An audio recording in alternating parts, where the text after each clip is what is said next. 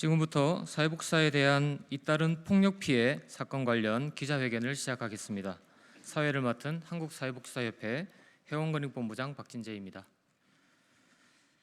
남인순 의원께서 기자회견을 신청하셨고 한국사회복지사협회와 한국사회복지행정연구회의 사회복지사들이 함께합니다. 먼저 남인순 국회의원님 참석하셨습니다. 다음으로 한국사회복지사협회 오성환 회장님과 직원들 참여했습니다. 한국사회복지행정연구회 박영용 회장님 참석하셨습니다. 서울사회복지행정연구회 김철우 회장님 참석하셨습니다. 인천사회복지행정연구회 김민석 회장님 참석하셨습니다. 먼저 기자회견을 신청하신 남인순 의원님께서 신청 취지와 배경을 설명해 주시겠습니다.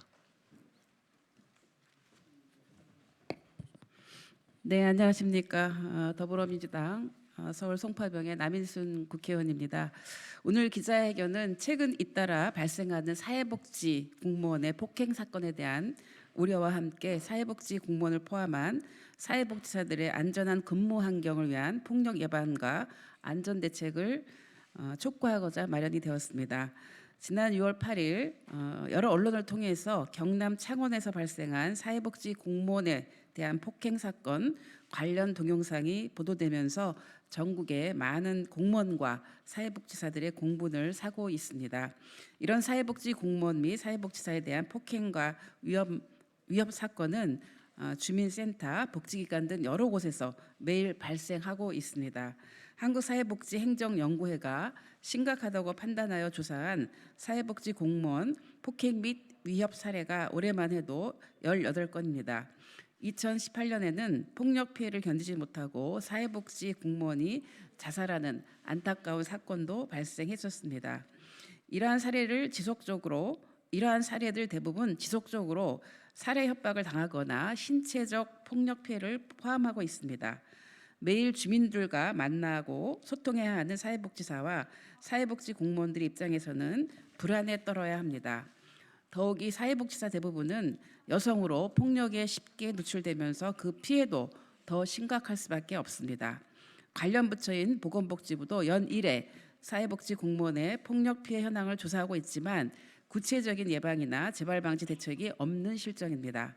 더 이상 사회복지사들의 위험한 근무 환경에서 방치되지 않도록 법제화를 포함한 제도 개선이 시급합니다. 이를 위해 우선 사회복지사업법, 사회보장급여 및 제공에 관한 법률 개정안을 준비해서 안전한 근무 환경 보장을 강화할 예정입니다.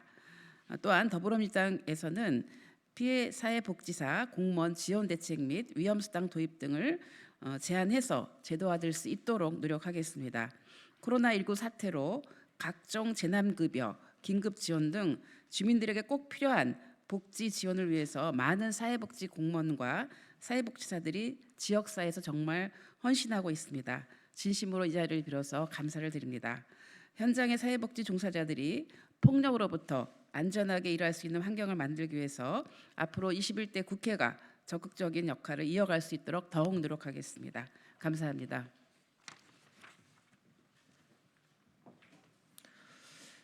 남인순 의원님 감사합니다. 이제 기자회견문을 낭독하겠습니다. 제목은 사회복지사에 대한 폭력 예방 법제화 및 안전보장 대책을 마련하라입니다. 회견문은 사회복지직 공무원 회원단체인 한국사회복지행정연구회 박영용 회장님과 백만 사회복지사 회원단체인 한국사회복지사협회 오성환 회장님 순으로 낭독하겠습니다. 안녕하십니까. 방금 소개받은 한국사회복지행정연구회 회장 박영용입니다. 회견문을 낭독하기 이전에 먼저 간략하게 말씀을 좀 하고자 합니다. 우선 오늘 사회복지 전담 공무원과 민간 사회복지사에 대한 폭력 예방 법제화와 안전보장 대책 마련을 위한 기자회견장을 준비해 주신 남인순 의원님께 진심으로 감사드립니다.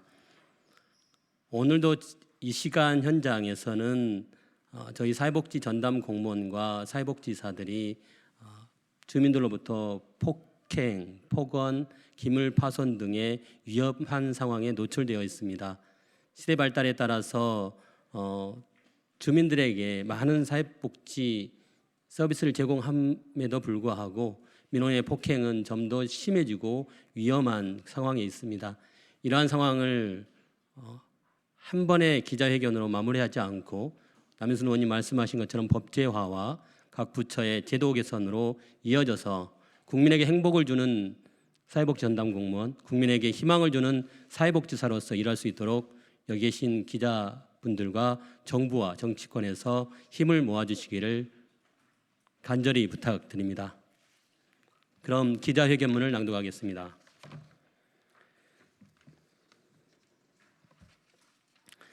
사회복지사에 대한 잇따른 폭력 피해 사건 관련 기자회견문. 사회복지 전담 공무원과 민간 사회복지사에 대한 폭력 예방 법제화 및 안전 보장 대책을 마련하라.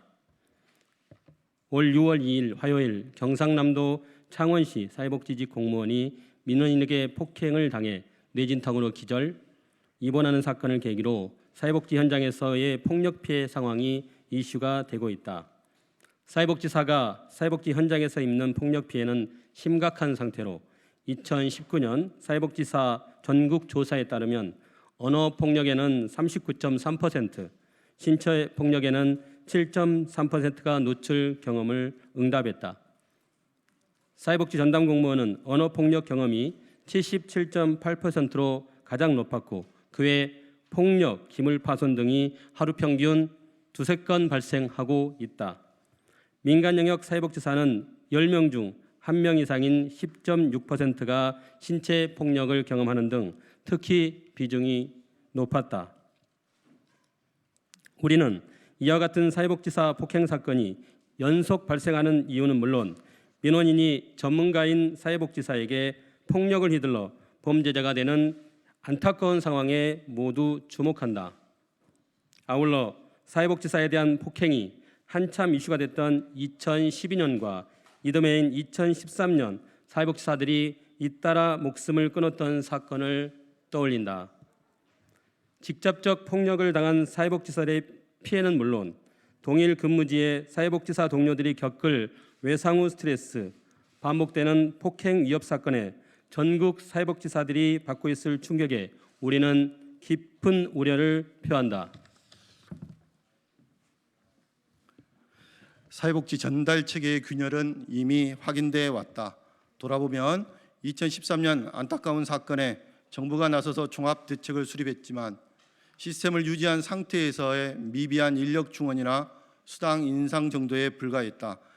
이러니 2020년 지금 2013년의 안타까운 사건의 재발 전조가 사라지지 않고 계속 다리를 틀고 있는 것이다. 도대체 사회복지사 동료들이 언제까지 얼마나 피해를 입어야 사회복지 전달 체계를 전면 재검토할 것인가?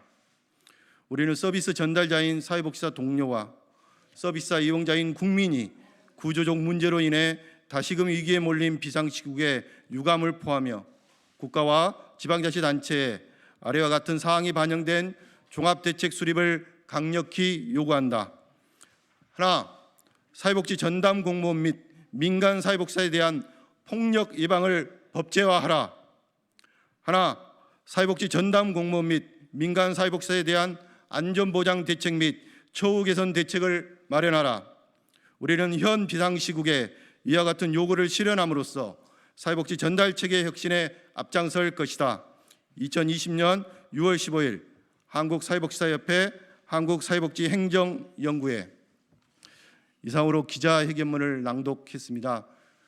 코로나19로 인해 전 국민이 굉장히 어려운 상황에 있습니다. 이 어려운 상황을 극복하기 위해서 중앙정부와 지방정부가 다양한 국민 지원 대책을 발표하고 있습니다. 국민 지원 대책의 대부분이 읍면동의 사회복지 전담 공무원이 담당하게 되는 업무로 내려오고 있습니다. 그래서 2014년에 사회복지 전담공 연이은 4분의 자살이 있었던 것, 그러한 상황이 2020년에도 또다시 나타나고 있고, 코로나19로 인해 사회복지 시설을 이용하지 못한 취약계층의 우울과 스트레스가 증가하여 공무원과 민간 사회복지사에 대한 언어, 신체적 폭행, 폭언이 나날이 증가하고 있는 것이 오늘 현장의 현상입니다. 이러한 것들에 대해서 보건복지부와 행정자치부는 시급하게 구조적인 제도 개선에 나서 주시고, 남인순 의원님께서 오늘 말씀해 주신 것처럼 21대 국회는 안전보장 대책 및 처우 개선 대책을 법제화해 주시기를 100만 사회복지사와 3만 사회복지 전담 공무원은 오늘 다시 한번 국회와 정부에 요청드립니다. 이상으로 기자회견문을 낭독드렸습니다. 네, 감사합니다. 이상으로 기자회견을 마치겠습니다.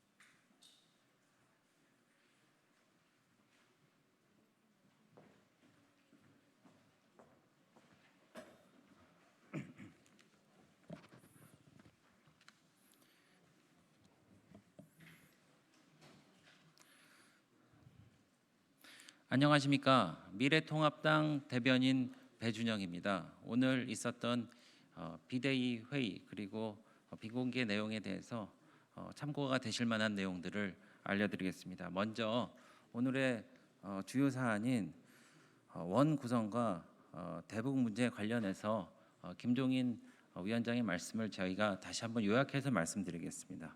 먼저 원 구성과 관련해서는 문민정부 출범 이후 원 구성과 상임위원장 배분은 여야 합의에 따라 이루어졌고, 법사위원장은 야당이 맡아온 관행이 자리 잡았는데 거대 여당이 국회 운영 관행을 파기하며 독점하겠다고 나섰다. 다수결 원칙으로 모든 상임위에서 법안을 통과시킬 수 있음에도 불구하고 법원과 검찰을 소관하는 법사위를 장악하려는 의도가 무엇인지, 그렇게 잘못한 일이 많은지 의심스럽다. 야당 없이 성숙한 민주주의를 실현하기 어렵다. 박병석 의장께서는 냉철한 시각과 합리적인 결정으로 민주주의의 기본 원칙을 지켜주시길 바란다. 두 번째는 북한의 최근 상황에 관하여 언급하셨습니다. 6.25 한국전쟁 이후 70년 동안 사소한 충돌이 있었지만 평화는 유지되어 왔다. 평화의 배경에는 굳건한 한미 군사 동맹을 바탕으로 비약적인 경제와 국방 능력의 증대가 있었다. 평화는 말이 아니라 평화를 위한 구체적인 준비가 있어야 된다. 문재인 정부는 국민들에게 평화를 기대하게 만들었지만 북한은 비핵화 조치를 아무것도 하지 않았으며 남한을 빼고 미국과의 직접 교섭을 강조하는 외교 전략을 구사했다. 김여정 발언에 심각한 우려를 표하며 문재인 대통령께서는 강력한 자세로 대북 메시지를 내놓아야 된다. 네, 이상 모두 발언을 정리를 마치고 비공개 회의에서 다뤄진 내용을 말씀드리겠습니다. 비공개 회의에서는 당헌 제44조 1항에 의거해서 비상대책위원회 산하 정강정책개정특별위원회의 구성을 의결했습니다. 현재 우리 당에는 국민이 원하는 시대 요구를 반영하지 못한다는 자성의 목소리가 있어왔고, 당이 나아가야 할 정체성과 시대 변화에 따른 가치들을 새롭게 정립하는 것이 필요하다는 판단으로 정강정책 개정특위를 구성하게 된 것입니다. 정강정책 개정특위위원장으로는 김병민 비대위원이 임명됐고 윤주경, 박수영, 김웅, 이종성 의원을 포함한 15명의 의원이 활동하게 됐습니다. 정강정책 개정 특위는 미래와의 동행 분과와 국민과의 동행 분과로 활동할 것이며 미래와의 동행 분과는 청년 이슈를 대응하기 위해 위원 다수 8명 중에 4명이 45세 미만의 청년들로 구성됐습니다. 그리고 국민과의 동행 분과는 장애인과 근로자 등 사회적인 약자를 포함하여 모두가 공감할 수 있는 정강 정책을 마련하기 위해서 현 지방위원을 포함해서 국민의 생생한 목소리를 반영할 수 있는 인물들로 구성을 했습니다. 자세한 사항은 보도 자료를 확인해 주시면 감사하겠습니다. 오늘 또 김재섭 비대위원이 당내 사내 벤처격인 청년의당 관련 보고가 있었습니다. 그래서 젊은 사람들의 목소리를 많이 수렴하고 또 미래 어젠다를 제시할 당내 당이라고 할 수 있겠죠. 네, 나름대로의 독자적인 시스템을 갖추고 독립성을 갖추어서 이 당내 청년 그룹을 한데 묶는 역할을 할 것이라 기대되고 있습니다. 오늘 비공개 회의에서 김종인 위원장께서는 우리 비대위가 제시하는 미래 이슈에 대해 우리가 팔로우업을 해야 되는데 야당이라 당장 실현하는데 어려움이 있다. 따라서 의원 입법을 통해서 당의 기능이 국민들에게 전파되게 해야 하겠다 말씀하셨습니다. 우리가 내년 내후년에 정치 일정을 두고 시간이 별로 없다. 비대위가 정확한 타임 테이블에 밀어야 준비할 수 있다. 여러 가지 사안의 추진에 속도를 낼 수 있도록 해달라라는 그런 요청이 있었습니다. 네. 이상 마치고 특별한 질의사항이 있으면은 외부 공간에서 따로 말씀드리겠습니다.